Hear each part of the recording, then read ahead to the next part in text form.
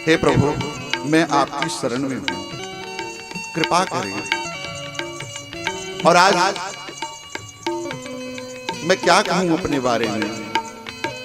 मेरे पतिदेव ने जो मुझे श्राप दिया, मैं श्राप के रूप में नहीं देख रही हूं, मैं उस श्राप को वरदान के रूप में देख रही हूं, मैं उस श्राप को आशीर्वाद के रूप में देख रही हूं। मुनि श्राप जो दीन्हा अति भल कीन्हा, परम अनुग्रह में माना। देखो भरी लोचन हरि भव मोचन, इह लाभ शंकर जाना। बिनती प्रभु मोरी मैं मति भोरी, नाथ न मांगू बर आना। पद कमल परागा रस अनुरागा, मम मन मधुप करने पाना। प्रभु, मेरा मन आपके चरणों में लग जाए।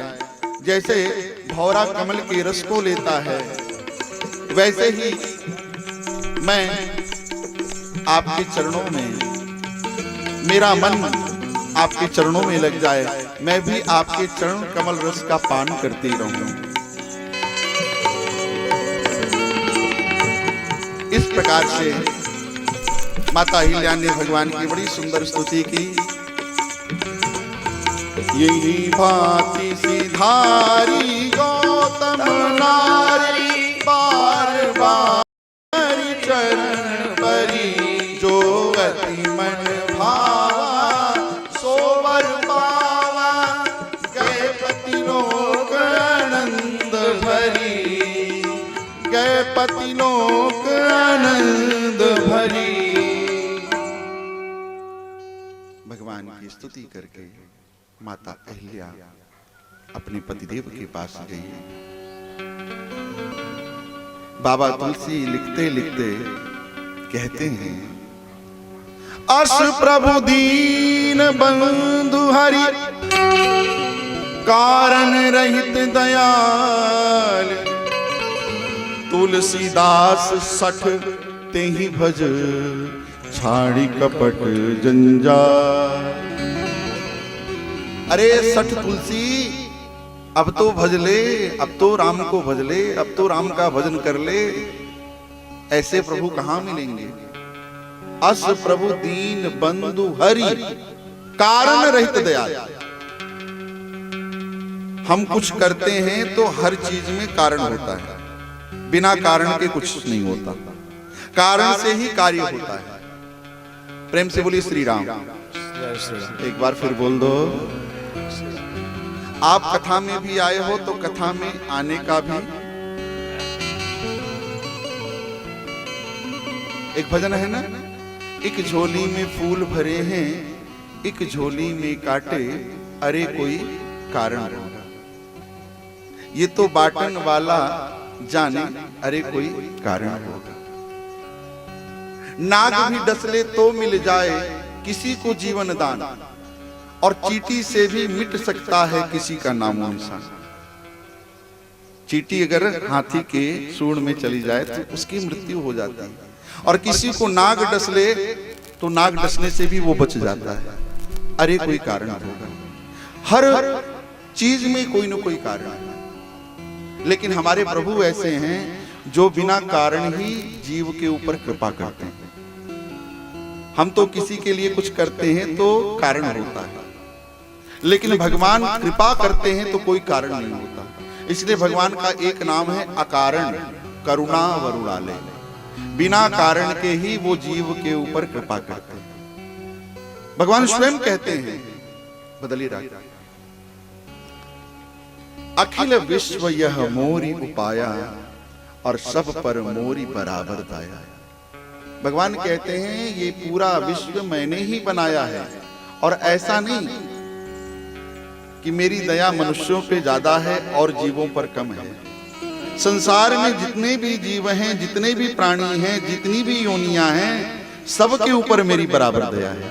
ऐसा नहीं किसी के ऊपर कम, किसी के ऊपर ज्यादा, सब पर मोरी बराबर दया। अहिल्या जी का प्रसंग हम सबको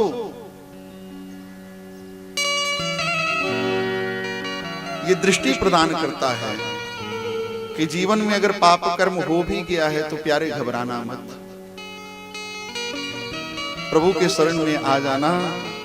जैसे मेरे प्रभु ने अहिल्या का उद्धार किया, हम जीवों का भी उद्धार करेंगे। यद्यपि अहिल्या से पाप नहीं हुआ था, उनके साथ छल हुआ था, लेकिन ये प्रसंग हमारे हृदय को छू जाता है और भगवान की तरफ से ये आश्वासन मिलता है कि घबराने की जरूरत नहीं है। इसलिए मानस को विश्राम देते समय बाबा तुलसी ने कहा, पाई न कहीं गति पतित पावन, राम भज सुनु सठ मना,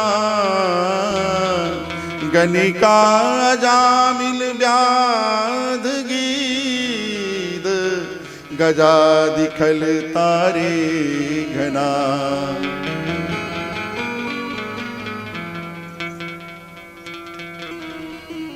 भगवान दुष्टों का संहार करते हैं, पतितों का उद्धार करते हैं और भक्तों का सत्कार करते हैं।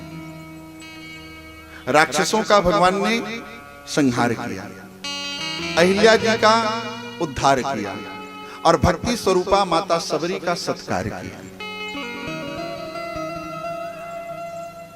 अहिल्या जी के उद्धार के बाद भगवान चले हैं और आए हैं गंगा जी के तट पर।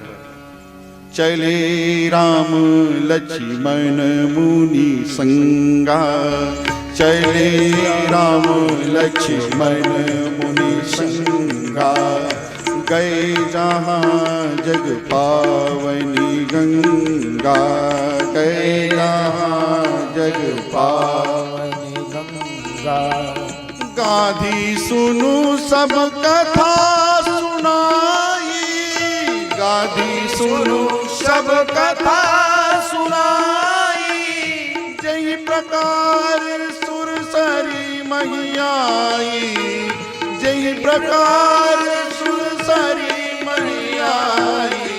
चले राम लक्ष्मण मुनि संगा, चले राम लक्ष्मण मुनि संगा।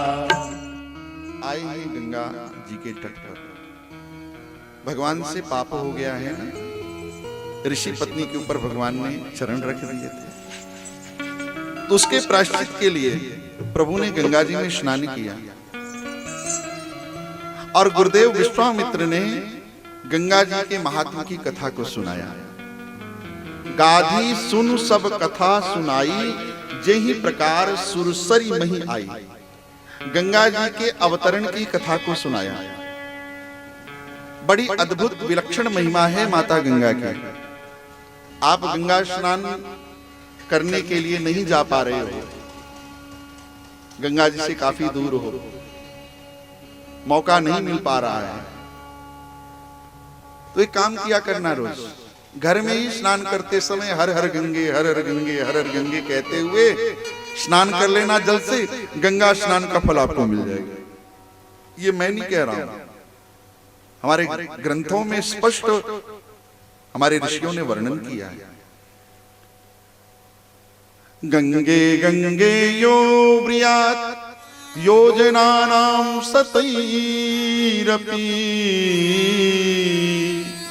योजनानां सतैरपि, मुच्यते सर्व पापेभ्यो विष्णु लोकाति गच्छति। कहते हैं जो एक बार गंगा गंगा गंगा कह देता है,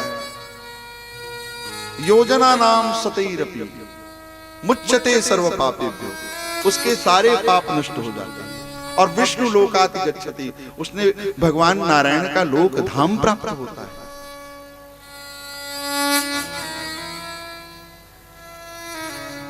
एक सज्जन की धर्मपत्नी कथा में गई कथा सुनने के लिए, तो कथा में व्यास जी ने गंगा जी के महात्मा की कथा को सुनाया।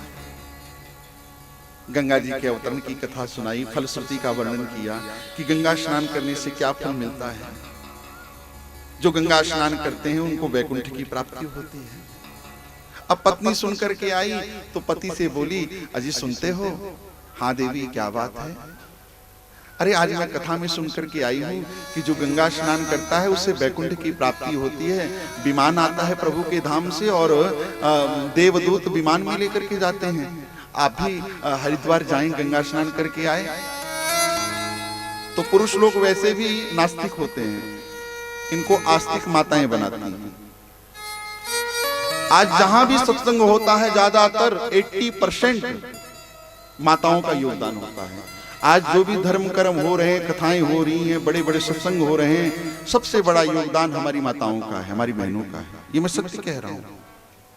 यही जगदलपुर में ही पुरुष दिखाई नहीं देते, 1% दिखाई दे दे तो बात अलग है, मैं नहीं कहता, लेकिन 99% संख्या माताओं की, बहनों की होती है। इसलिए आप लोगों को धर्म पत्नी कहा गया है, पुरुषों को धर्मपति नहीं कहा गया है, क्योंकि स्त्री ही पुरुष को धर्म के मार्ग पे लेकर के चलती है, इसलिए उसको धर्म पत्नी कहा जाता है।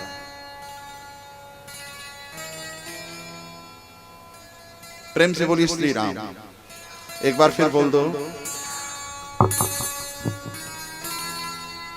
पति ने कहा, तू बावली तो नहीं हो गई है? अभी गृहस्थी कच्ची है, बच्चे छोटे छोटे हैं और अभी तू मुझे वैकुंठ भेजना चाहती है? अरे समय आने दे, जाऊंगा गंगा स्नान कराऊंगा। समय बीता, बच्चों का विवाह हो गया, विवाह से निवृत्त हुए। पत्नी ने पुनः याद दिलाया, अजी सुनते हो, याद है गंगा स्नान के लिए आपने प्रॉमिस किया था? हाँ हाँ बिल्कुल याद है। अब निवृत्त हो गया हूं, अब जाऊंगा। अब गाजे बाजे के साथ उसको विदा किया गया हरिद्वार गंगा स्नान के लिए। अब वो सज्जन आए गंगा जी में स्नान करने के लिए। सर्दी का महीना, दिसंबर जनवरी का महीना, कड़ाके की ठंड।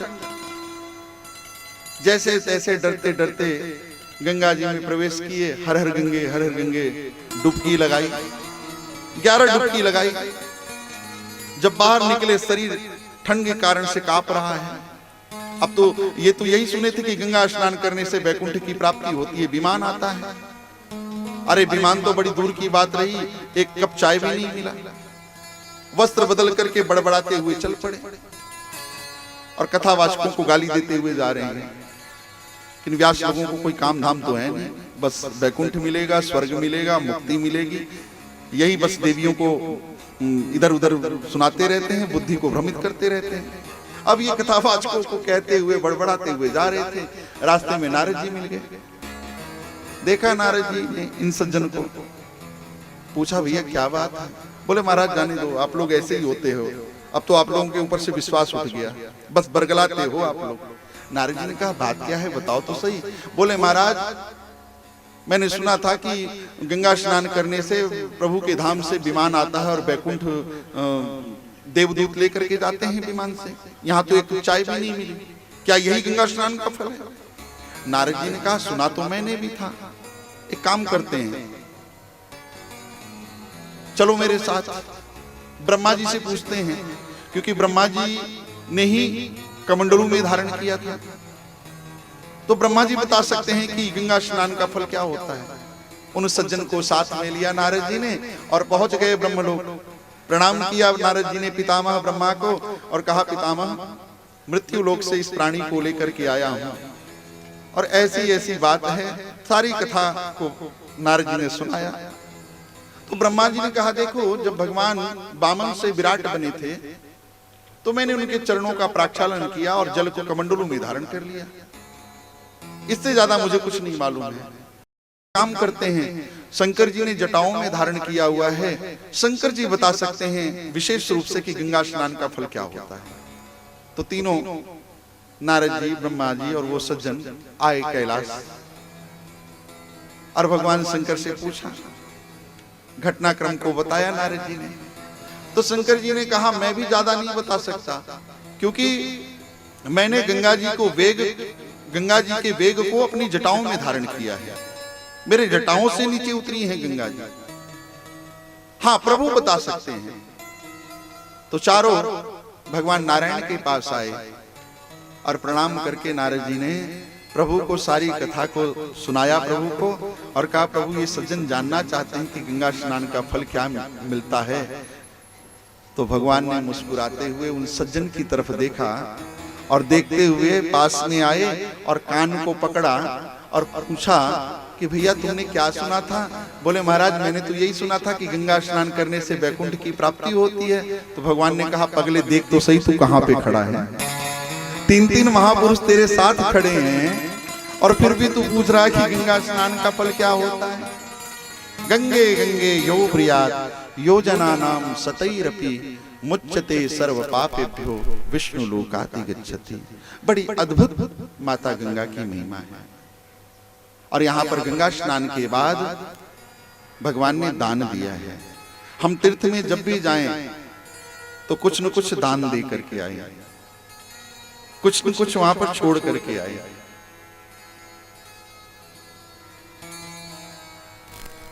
एक हरियाणा के जाट, अब जाट तो जाट,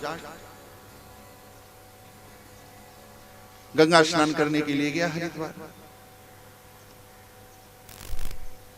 तो स्नान करने के बाद वहां के जो पंडे होते हैं, दान के अधिकारी वही होते हैं, दान उन्हीं को देना चाहिए क्योंकि उन्हीं का अधिकार है, वही उसके अधिकारी हैं। तो स्नान करने के बाद पंडा जी ने कहा यजमान गंगा स्नान किया है, अब दान दो। अब जाट भाई ने कहा पंडित जी मैंने दान तो आज तक नहीं दिया, तो आज कैसे दे दूंगा। अब पंडित जी भी बड़े होशियार, पंडा लोग बड़े होशियार होते हैं, वो भी तीर्थ के कहना ही के। पंडा जी ने कहा देखो यजमान, यहाँ स्नान करने के लिए जब आते हैं तो संकल्प करके दान के रूप में कुछ न कुछ छोड़ करके जाते हैं, अर्थात कुछ न कुछ दे करके जाते हैं, यहाँ पर माता गंगा को समर्पित करके जाते हैं। तो चलो मैं रुपया पैसा तुमसे नहीं मांग रहा हूं, सिगरेट पीते हो?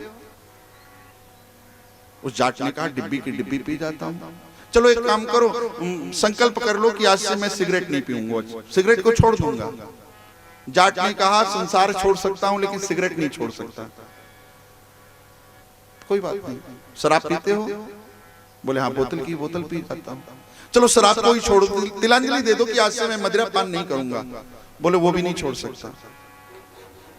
अब पंडित जी पीछे पड़े हुए हैं, अब वो जाट भी हारने वाला नहीं, लेकिन स्थिति आई खींच गया और कुछ देर शांत रहा। शांत रहने के बाद वो जाट बोला पंडा जी महाराज मैं दान करूंगा, मैं संकल्प करूंगा, आप मंत्रोच्चारण कीजिए।